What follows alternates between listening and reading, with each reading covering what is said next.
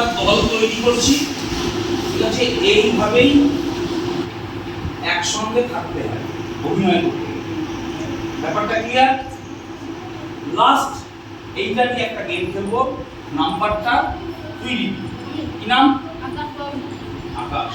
আকাশ number দেবে। এইবারে হাঁটাটা হচ্ছে এইভাবে মাটির দিকে তাকিয়ে আর এই স্পিডে, তাহলে সবার হাত পিছনে চলে যাবে,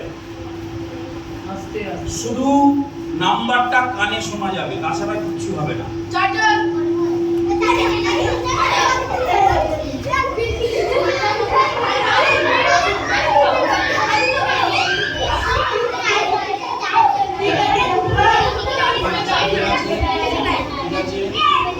এখানে কতজন হয়েছে?